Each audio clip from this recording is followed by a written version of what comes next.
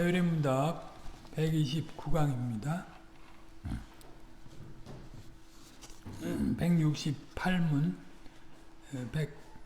169문인데 오늘 뭐 할 만큼 하도록 하겠습니다. 성경 본문은 10장 고린도전서 10장 1절부터 33절까지입니다.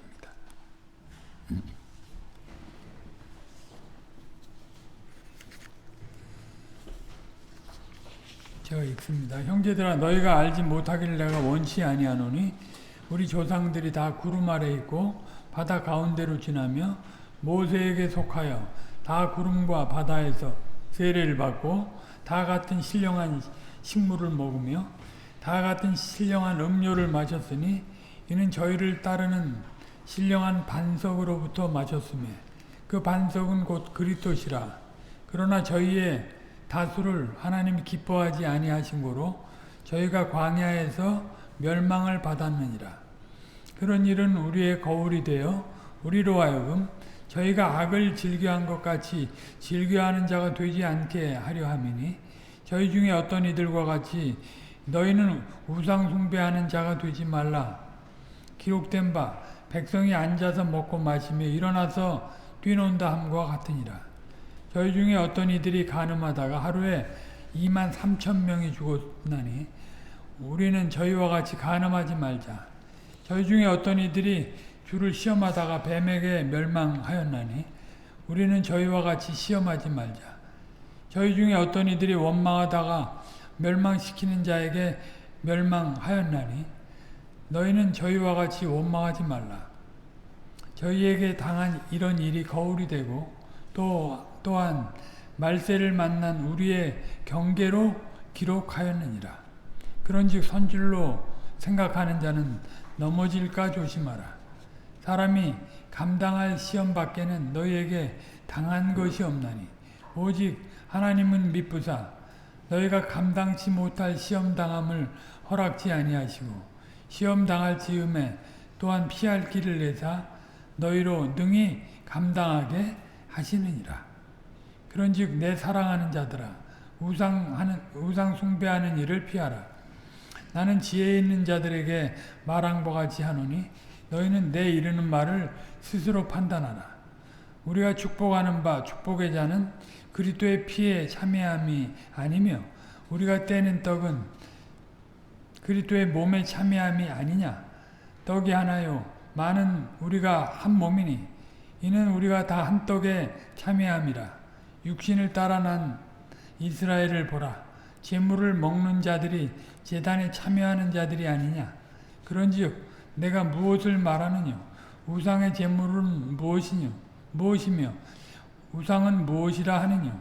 대저 이방인의 제사하는 것은 귀신에게 하는 것이요 하나님께 제사하는 것이 아니니 나는 너희가 귀신과 교제하는 자 되기를 원치 아니하노라. 너희가 주의 잔과 귀신의 잔을 겸하여 마시지 못하고 주의 상과 귀신의 상에 겸하여 참여치 못하리라. 그러면 우리가 주를 노여워하시게 하겠느냐. 우리가 주보다 강한 자냐. 모든 것이 가하나 모든 것이 유익한 것이 아니요 모든 것이 가하나 모든 것이 덕을 세우는 것이 아니니 누구든지 자기의 유익을 구치 말고 남의 유익을 구하라. 무릇 시장에서 파는 것은 양심을 위하여 묻지 말고 먹으라. 이는 땅과 거기 충만한 것이 주의 것임이니라. 불신자 중 누가 너희를 청하매 너희가 가고자 하거든 너희 앞에 무엇이든지 차려놓은 것은 양심을 위하여 묻지 말고 먹으라. 누가 너희에게 이것이 재물이라 말하거든 알게 한 자와 및 양심을 위하여 먹지 말라. 내가 말한 양심은 너희의 것이 아니요 남의 것이니 어찌하여 내 자유가 남의 양심으로 말미암아 판단을 받으리요. 만일 내가 감사함으로 참여하면 어찌하여 내가 감사하다 하는 것에 대하여 비방을 받으리요. 그런즉 너희가 먹든지 마시든지 무엇을 하든지 다 하나님의 영광을 위하여 하라. 유대인에게나 헬라인에게나 하나님의 교회에나 거치는 자가 되지 말고 나와 같이 모든 일에 모든 사람을 기쁘게 하여 나의 유익을 구치 아니하고 많은 사람의 유익을 구하여 저희로 구원을 얻게 하라. 아멘.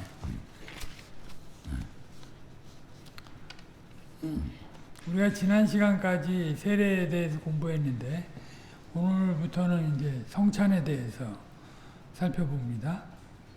대열의 문답은 168문에서 175문에 모두 8문에 걸쳐서 성찬의 주제를 다룹니다.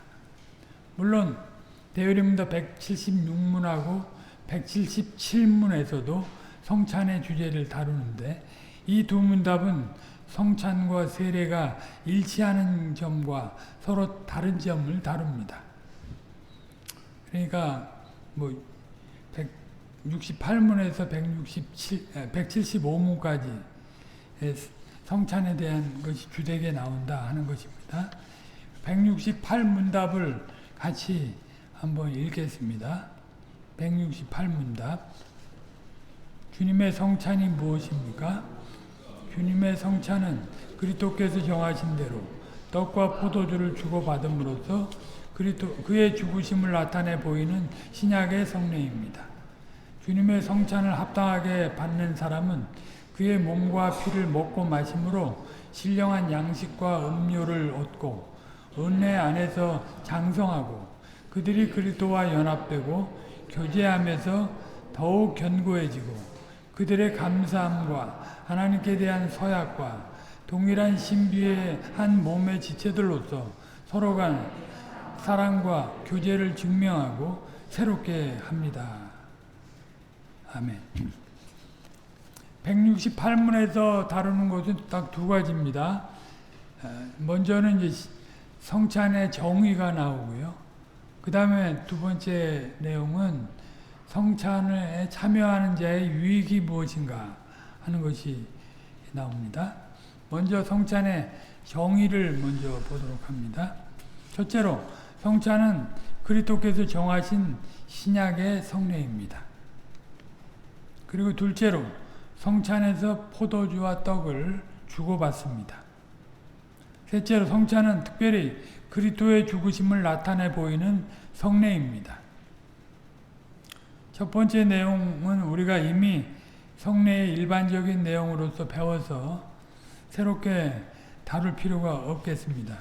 성례는 그리스도께서 주님의 교회를 거룩하게 세워나가시려고 친히 주님의 교회에 세워주신 것입니다. 둘째, 이제 성찬은 떡과 포도주를 주고받습니다. 이미 잘 알고 계시겠습니다만 주님께서 잡히시던 밤에 유월절 식사 자리에서 친히 성찬을 제정하셨습니다.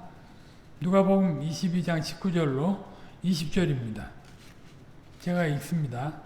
또 떡을 가져 사례하시고 떼어 저희에게 주시며 가라사대 이것은 너희를 위하여 주는 내 몸이나 너희가 이를 행하여 나를 기념하라 하시고 저녁 먹은 후에 잔도 이와 같이 하여 가라사대 이 잔은 내 피로 세우는 새 언약이니 곧 너희를 위하여 붓는 것이라. 주님께서 먼저 떡을 가져 감사 기도를 드리신 다음에 그 떡을 떼어서 제자들에게 주시면서 이것은 내 몸이라 하고 하셨습니다.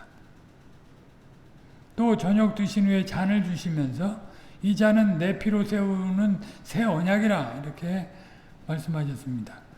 떡을 주시면서 이를 행하여 나를 기념하라 하셨습니다. 주님의 이런 명령을 쫓아서 주님의 교회는 떡과 포도주를 주고 받습니다. 그걸로 성찬을 시행하는 거죠. 셋째로 성찬은 그리스도의 죽으심을 나타내 보이는 성례입니다. 주님께서 어떤 심정으로 이 유월절 식사 자리를 준비하셨는지를 알면 성찬을 제정하신 이 목적에 관하여 잘 알 수 있는 것입니다. 누가복음 22장 14절부터 15절 제가 읽습니다. 때가 이르매 예수께서 사도들과 함께 앉으사 이르시되 내가 고난받기 전에 너희와 함께 이 유월절 먹기를 원하였노라. 아멘. 주님께서 고난 받으시기 전에 마지막 유월절 식사를 제자들과 함께 하기를 원하셨습니다.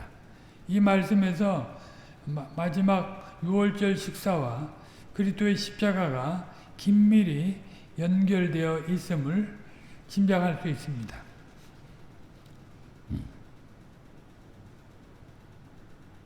그 출애굽기에 보면 이제 유월절 떡을 먹고 이제 나오죠. 이제 어린 양 대신 그리스도의 사역의 인격과 사역을 예표적으로 보여주는 그런 사건들이 되는 것입니다. 그것을 실체로 오셔서 이제 세상 죄를 지고 가는 어린 양으로서 지금 이 유월절 식사를 그 제자들과 함께 하시기를 원하신 것입니다. 이 말씀에서 마지막 유월절 식사와 그리스도의 십자가가 긴밀히 연결되어 있음을 짐작할 수 있습니다. 이제 뭐 더 이상 예수님이 이제 십자가에 돌아가시고 난 뒤에는 더 이상 유월절 식사를 먹을 필요가 없죠. 그래서 성찬에 우리가 이제 그 실체 안에서 성찬에 참여하는 거죠. 주님이 마지막 유월절 식사를 그렇게 원하신 이유가 그 다음 절에 밝혀집니다. 누가복음 22장 16절 이하 18절입니다. 내가 너희에게 이르노니 이 유월절이 하나님 나라에서 이루기까지 다시 먹지 아니하리라 하시고 이에 잔을 받으사 살해하시고 가라사대 이것을 갖다가 너희끼리 나누라.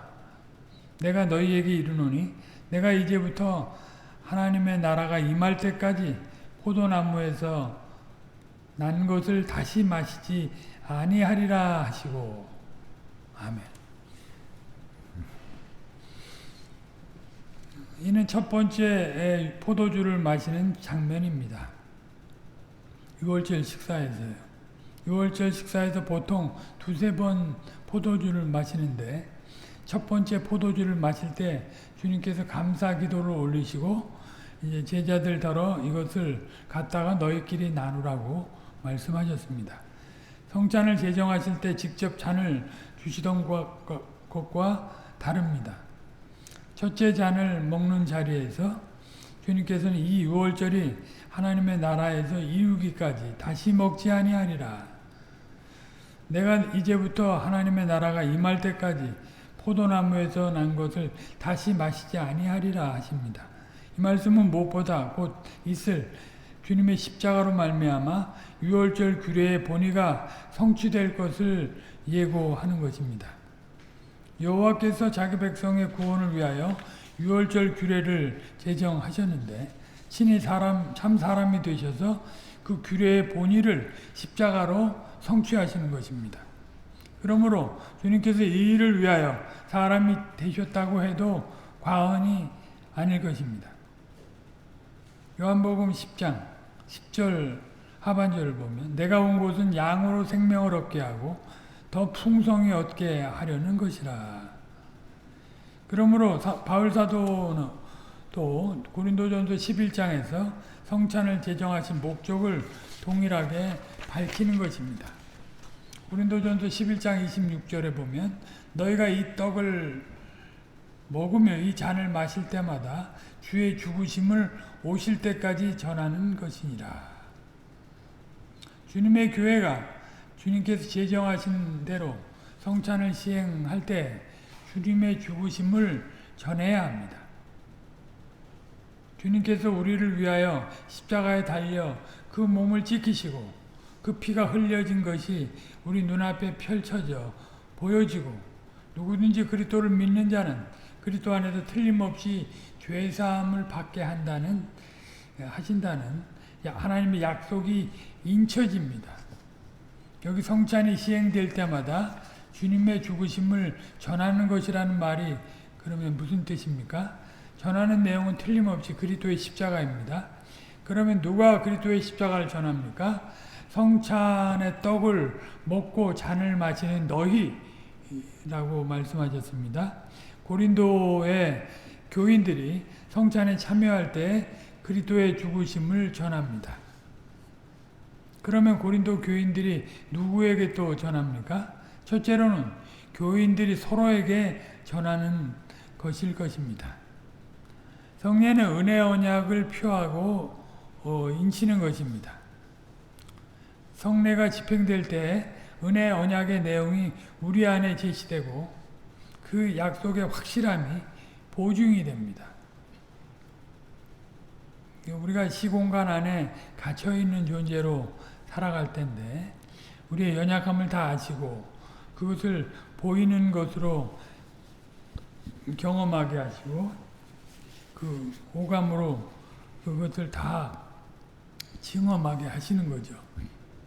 그래서 이 약한 우리가 위로를 얻고 힘을 얻게 하고 또 주님의 그 구속 역사를 전하고 또 증거하게 하는 것입니다. 그러면 교회가 세상에 전하는 것이겠습니까? 아마 성찬이 시행되는 자리에 믿지 아니하는 사람들이 참석했다든지 성찬에 관한 이야기가 세상에 알려질 때 그럴 수도 혹 있을지 모르겠지만 그러나 고대 교회의 관행을 보면 이런 해석은 별로 설득력이 없습니다. 고대 교회는 성찬을 시행할 때 성찬에 참여하는 사람들만 참석하도록 했습니다. 이전에도 우리가 이걸 살펴본 바가 있는데, 이제 오전에 이제 말씀 예배를 드리고 오후에는 다락방 예배로서 성찬 예배를 드렸어요.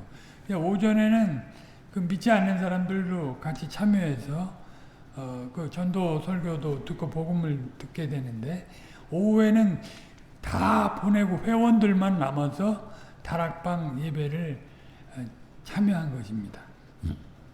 그래서 사실 고대 교회의 관행을 보면 그 믿지 않는 자들에게 이걸 증거한다 하는 것은 맞지 않다는 거죠. 게다가 우리가 이미 배운 대로 성례는 말씀과 달리 은혜 언약에 속한 사람에게만 시행하는 것입니다. 바로 이 사실과 관련해서 성찬에 참여하는 사람들이 주의 죽으심을 전한다는 표현은 하나님께서 우리와 언약을 체결하신 사실을 기억하시도록 하시는 것이라는 의미를 가질 수도 있겠습니다. 전한다는 말은 공적으로 알린다는 뜻을 가지고 있습니다. 공적으로 선포하는 거죠. 가령 하나님께서 노아 홍수 때 무지개를 일종의 성례전으로 삼으시고 무지개를 보실 때마다 내가 다시는 물로 사람을 심판하지 않을 것이라고 하신 그 약속을 상기하셨습니다.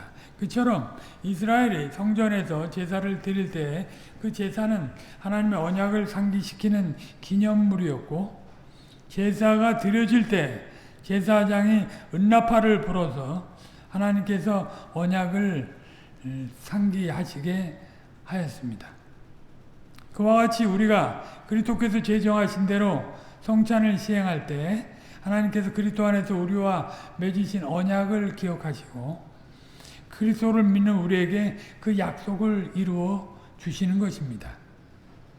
성찬이 시행될 때 성찬에 참여한 교회는 거룩하신 하나님, 이 죄인들을 사랑하셔서 하나님의 독생자를 십자가에 내어주셔서 그의 피로 우리 죄를 사하여 주신 그것을 이제도 기억하옵시고 언약을 맺으실 때에 약속하신 대로 저희가 이제로부터 영원토록 그리스도로 살게 하여 주옵소서 하고 하나님께 아뢰는 것입니다.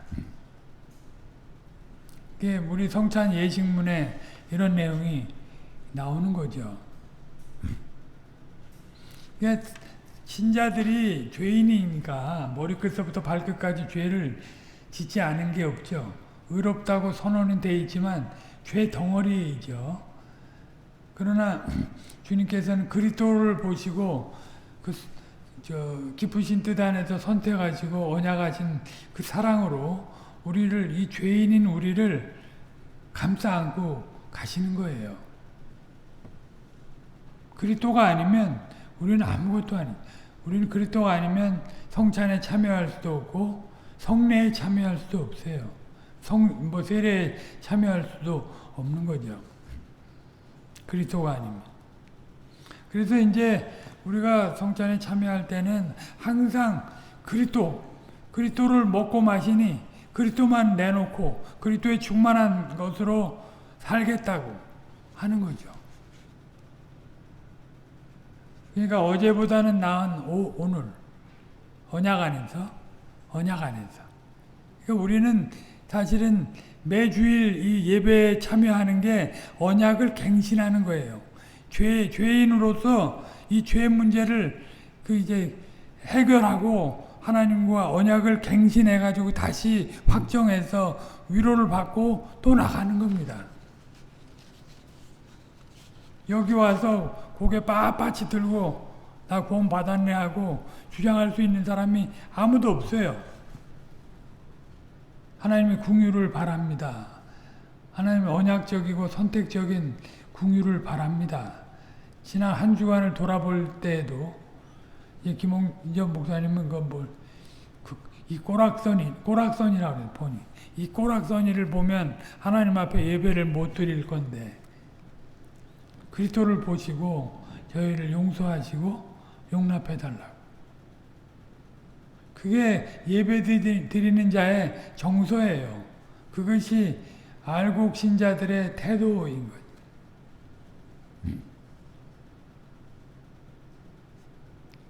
한번 언약식 했으니까 끝날까지 보장됐으니까 난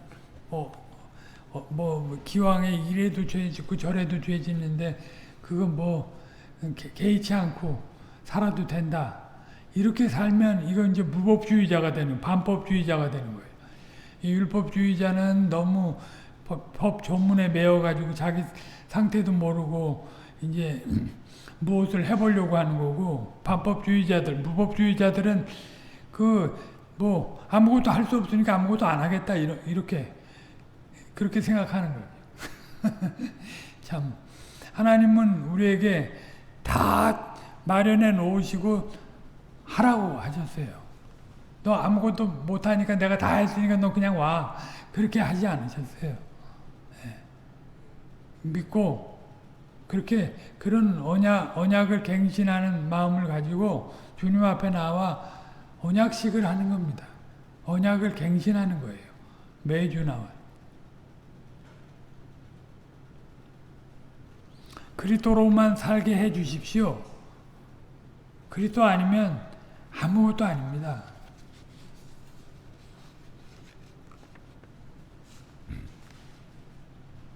두 번째, 성찬에 참여한 자의 유익 보도록 합니다.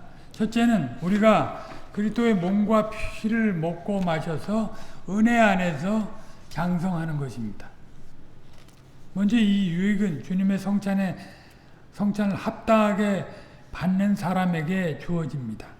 우리가 이제 다음 주 예식문을 읽을 때 볼 때, 여전히 죄된 생활을 하고 교회아로서 살지 않는 사람이 이 예식에 참여할 자격이 없다고 선언을 하지요. 예? 자격이 없다고 선언을 하죠. 참여하면 더 무거운 죄를 먹고 마신다. 성찬에 합당하게 참여하는 자가 어떤 사람인가? 잘 알아야 됩니다.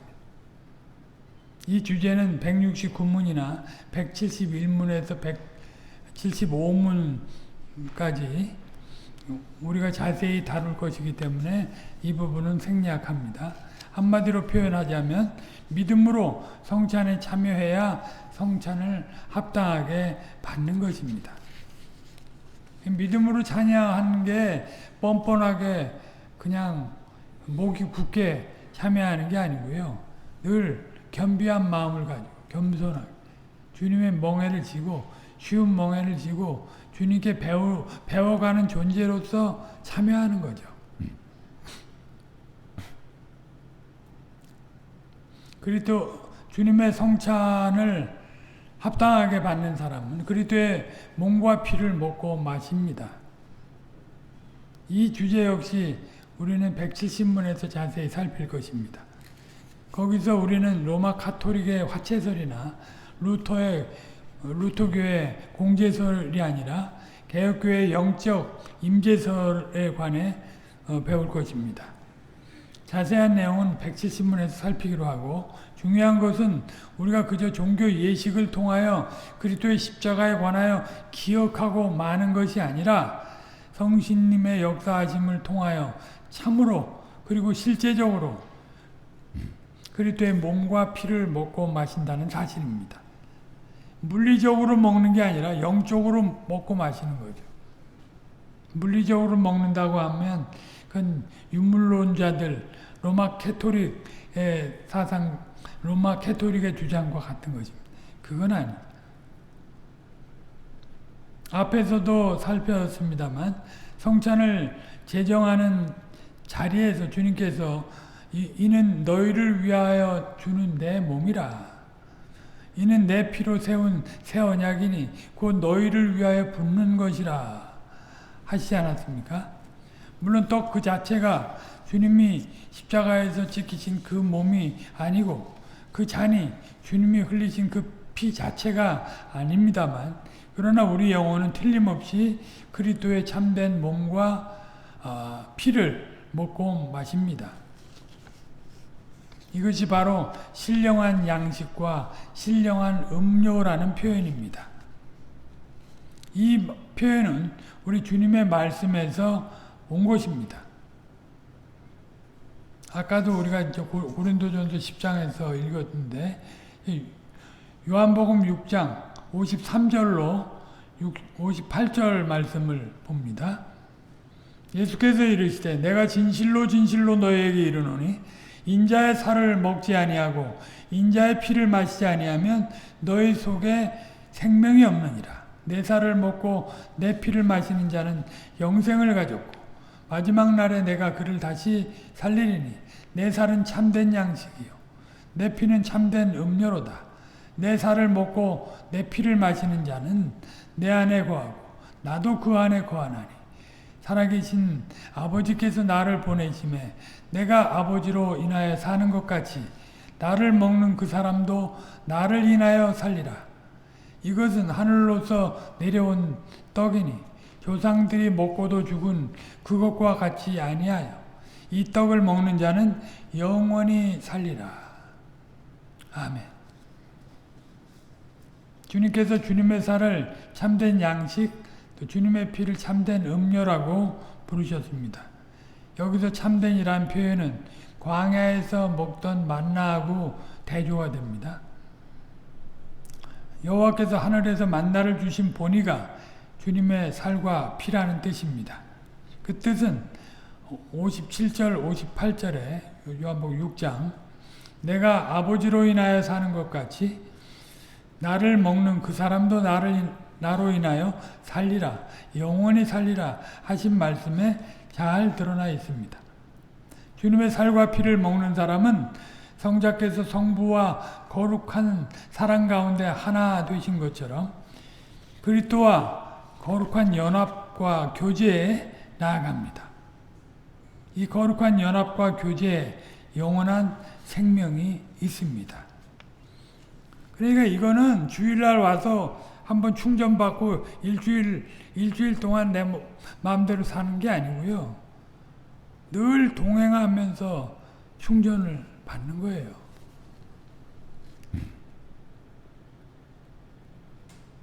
주님께 주님의 것이 되었고 주님과 연합돼 가지고 주님의 것이 됐고 그러니까 주님과 늘 동행하는 거죠.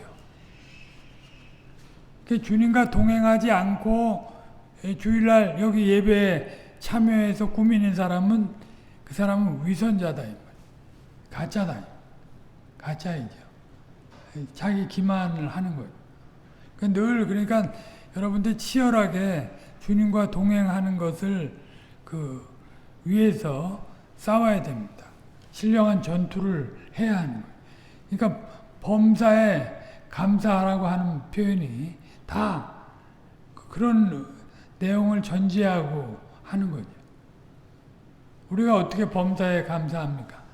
내게로 잘 사는 것 같은데. 그게 아니고 하나님이 뭐 하나 비틀면 우리는 언제 어떻게 될지 몰라요.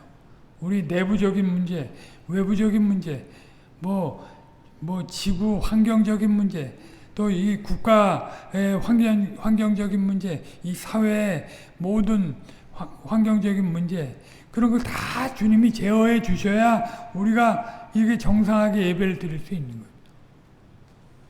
뭐 하나 비틀면, 뭐 자식이 아픈다, 내가 어디가 좀 별일이 생겼다거나, 뭐 우주에 뭔 일이 나면, 뭐 우리가 예배를 못 드리죠.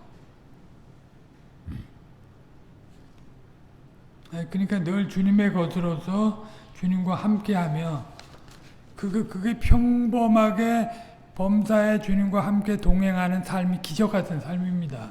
이 혼돈의 세상 속에서, 이 혼탁하고 어지러운 세상 속에서 주님과 평범하게 믿음으로 함께하면서 살아가는 것, 교회 아로서 살아가는 그것이 얼마나 영광됩니까?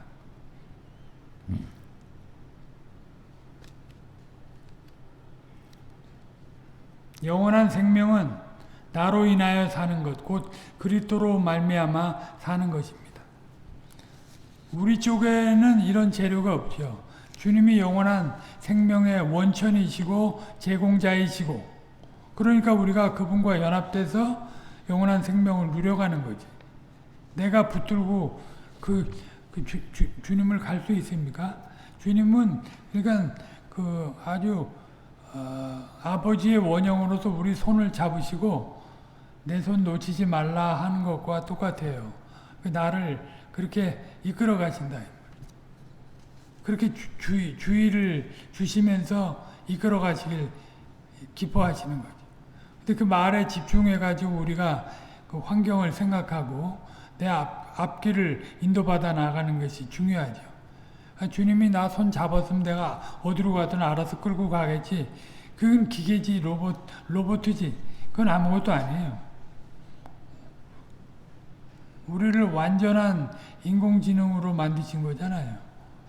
그리고 우리가 주님의 형상으로 지음받은 존재니까 주님의 뜻이 내 뜻이 돼가지고 움직여서 따라갈 수 있게 하신 거죠. 그런 시스템도 만들고 그런 소프트웨어도 다 만들어 주신 거예요. 그럼 그걸 써야지. 그거 안 쓰고 뭐 구원을 하나님께로 나니까 나 가만히 있어도 돼. 이거는 기만입니다. 그 구원은 늘 말씀드리지만 하나님 주권 100%, 인간 책임 100%예요. 양면이에요. 양면이 묘하죠. 지난 수요일 날도 말씀드렸지만 하나님이 심판하시려고 하면 그 사람은 무슨 말을 해도 안 듣습니다. 그랬잖아요. 엘리의 두 아들들이 그 심판 당하기 위해서 뭘 아무리 얘기를 해도 듣질 않아요. 근데 하나님이 그들 스스로 이제 안 듣는 것인데 하나님이 그렇게 하신 거예요. 허용하신 거죠. 심판을 작정하셨기 때문에 말을 안 듣게 한 거죠. 이게 말을 안 들으면 이게 심각하게 생각을 해야 돼요. 하나님의 말씀을. 뭐 내가 말 안 들어도 주님이 알아서 다 구원해 가실 것이지.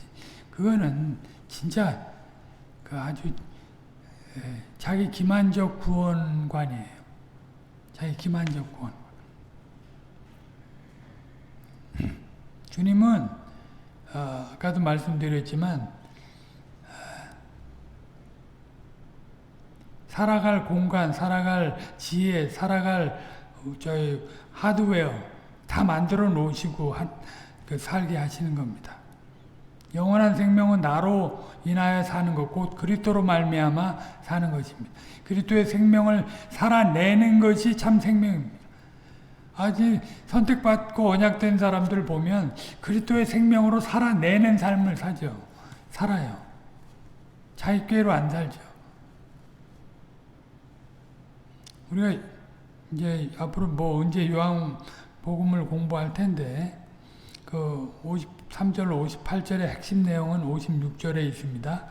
나로 인하여 산다. 우리가 그리스도를 믿어서 그리스도로 말미암아 살고 장차도 그러할 것이다 하는 것입니다. 그리스도로 살면 그리스도가 드러나죠. 그리스도와 같이 되고 그리스도의 충만한 상태로 가는 것. 이 신자의 목표죠. 자기를 자꾸 자기 개성, 특성 이런 거 내세울 필요가 없어요. 그런 거 내 성격도 그리스도 안에서 다시 재정의돼 가지고 움직여야지. 의미 있게 움직여야지. 그래야 그리스도의 생명을 살아내는 거 아닙니까, 그게? 성찬은 우리가 그리스도로 말미암아 사는 것을 생생하게 보여줄 뿐만 아니라 그리스도로 말미암아 살 수 있도록 그리스도의 몸과 피를 받아 먹고 마시는 은혜의 수단입니다. 은혜의 방도잖아요, 성례가. 말씀과 성례. 웨스트민스터에서는 기도까지 얘기했지만 우리가 떡과 포도주, 즉 양식과 음료를 먹고 마심으로써 이 몸이 힘을 얻어서 살아가는 것처럼 우리가 그리스도를 먹고 마심으로써 그리스도의 생명을 살아내는 겁니다. 그러니까 그 내용이 없이 형식에 참여하는 게 얼마나 우스운 거예요. 한 주의 삶이 그리스도로 살고 그리스도로 진행하고 그리스도로 완성되려고 하는 게 없이 성찬에 참여하는 게 그게 뭔 의미가 있겠어요. 전체로 그리스도에게 드려진 존재로서 그리스도의 소유로서 생각하고 말하고 행동하는 사람이 성찬에 참여해야 의미가 있는 것 아니에요. 여전히 탐욕을 갖고 세상을 살고 자기 정욕대로 살고 자기를 시인해줘야만 살고 자기를 인정 안 해주면 못 살고 철저히 그런 사람들은 나르시시스트들입니다. 자기의 성격 장애자들이에요. 세상에서도 그게 정도가 심한 사람들은 멀리하라고. 항상 자기 중심으로 뭐든지 해석해요. 예배도 성경 연구도 기도도 항상 자기 중심으로 생각을 해요. 그리스도 중심이 아니에요. 아주 철저히 나르시시스트들이죠. 그거 왜 그렇게 하냐면 그걸 가지고 다른 사람 위에 쓰려고. 이게 서열에서 높은 데 차지하려고. 그래갖고 그거 갖고 아는 척하고 지배력을 행사하려고 하는. 그 아주 악한 건데. 그리스도를 빙자해가지고 자기를 드러내려고 하는. 절대 그러면 안 됩니다. 그러니까 그리스도를 살아내려고 하는, 그리스도를 드러내려고 하는 그런 자가 성찬에 참여해야 의미가 있다. 그래야 우리가 은혜 안에서 장성하게 되는 것입니다. 장성이라는 것은 우리가 새 사람으로서 점점 그 충만한 대로 자라가는 거죠. 새 사람으로 사는 것은 오직 은혜입니다. 오직 은혜. 오직 은혜. 그 솔라 그라티아의 라틴어로 그냥 오직 은혜예요.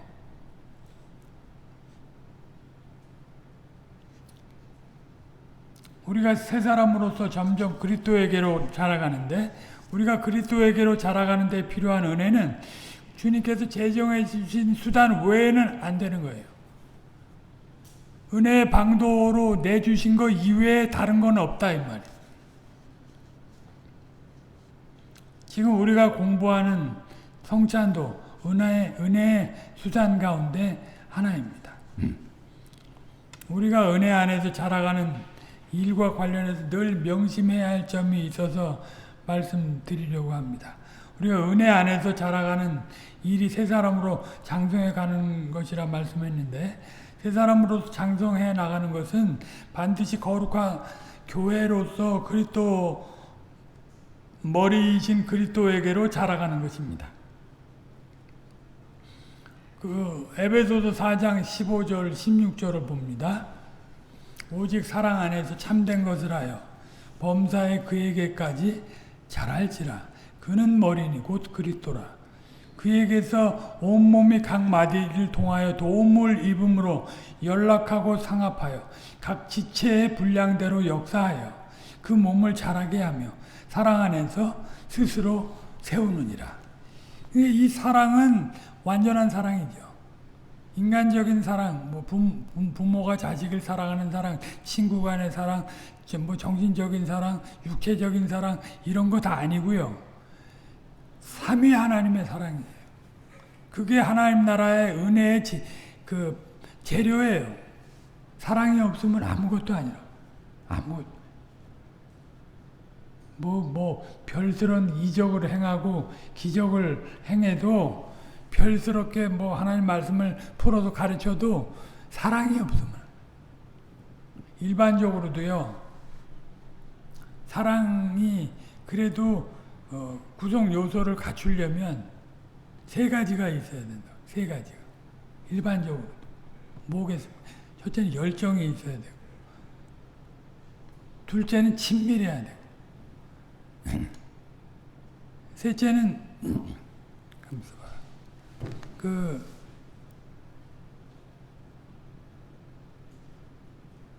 헌신해야 돼.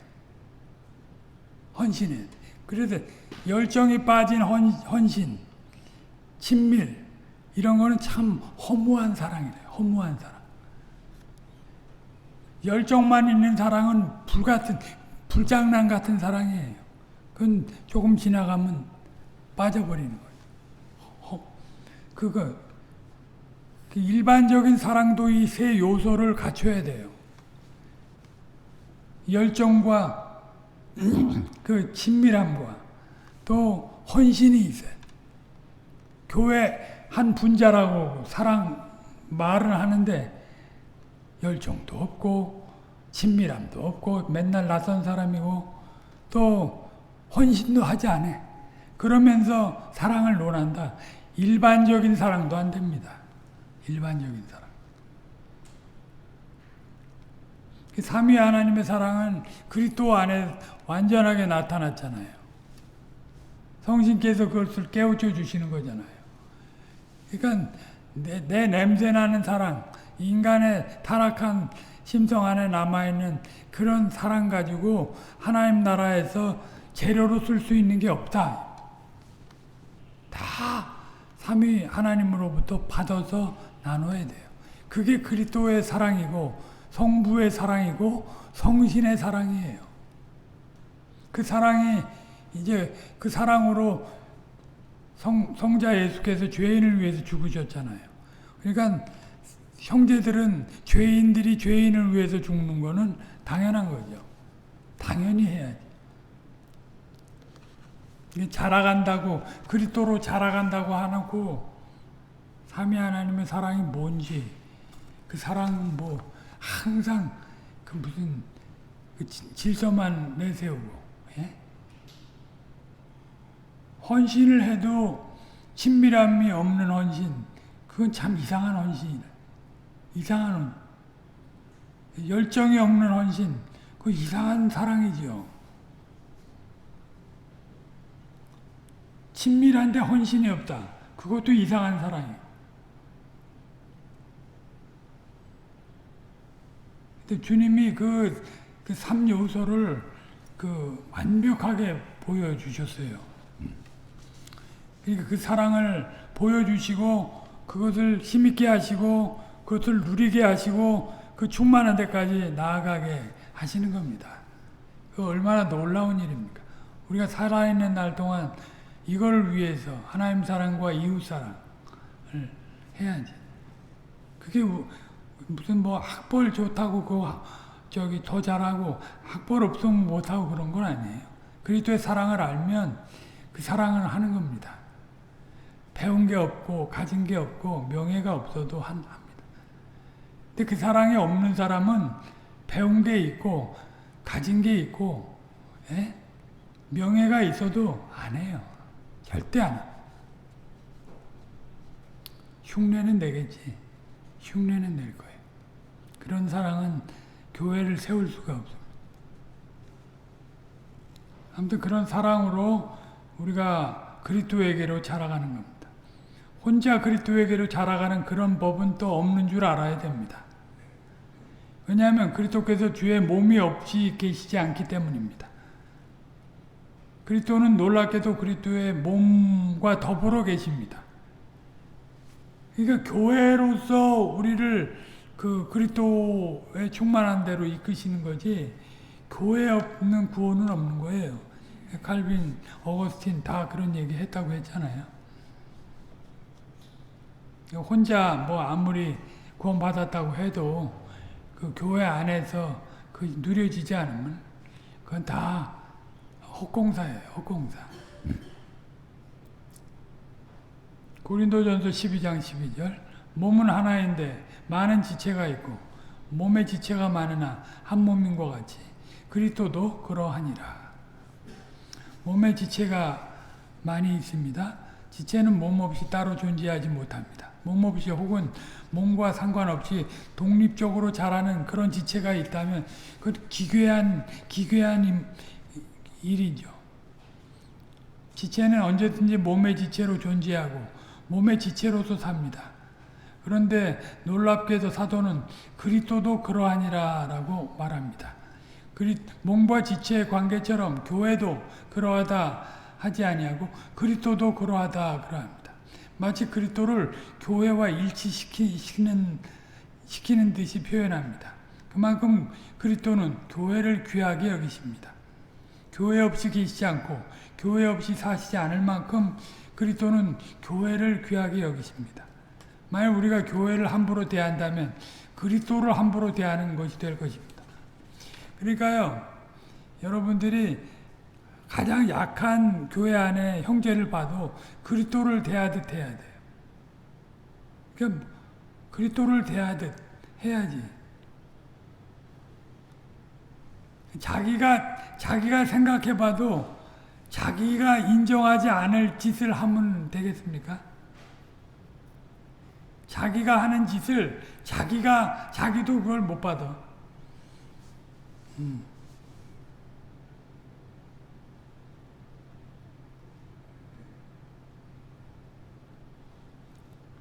우리가 교회 지체로서 서 나갈 때 그리스도를 정당하게 대할 것입니다. 우리가 오직 그리스도의 몸인 교회로서 그리스도를 제대로 드러낼 수 있습니다. 사실 지상에서는 우리가 그리스도를 드러내면 얼마나 드러낼 수 있습니까마는 그나마 오직 교회로서 그리스도를 바로 드러낼 수 있습니다. 여전히 우리 타락한 육신이 있어서 그리스도를 드러낸다고 할 때도 진짜 냄새나죠. 사망의 냄새나요. 그런데도 주님이 그리스도를 보고 그 냄새나는 것을 그리스도처럼 여겨주시고 안고 가시는 거예요. 그 주님의 사랑이 얼마나 큽니까? 너무 크죠. 자기 썩은 냄새 나는 걸 모르고 다른 사람 판단하면 되겠습니까? 예? 자기를 살피지 않는 사람은 항상 그래요. 혹시라도 혼자 그리스도를 드러낼 수 있는 것처럼 생각하면 크게 오해한 줄 알아야 합니다. 다른 지체들을 무시하고 홀로 그리스도를 드러내겠다고 생각하면 오히려 그리스도를 욕되게 하는 겁니다. 다른 지체들과 함께 하는 사람이 그리스도를 드러냅니다. 교회 행보와 같이 행보하는 사람이 그리스도를 드러내는 거지. 교회 행보와 같이 행보 안 하는 사람이 무슨 그리스도를 드러내요. 항상 따로 국밥. 그런 사람들은 따로 국밥. 그리스도처럼 다른 지체를 섬기는 것이 그리스도 안에서 자라가는 것입니다.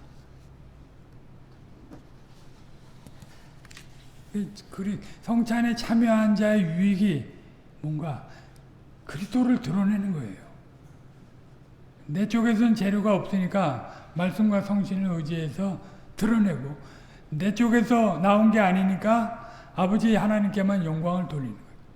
청지기로서 그 일을 하니까.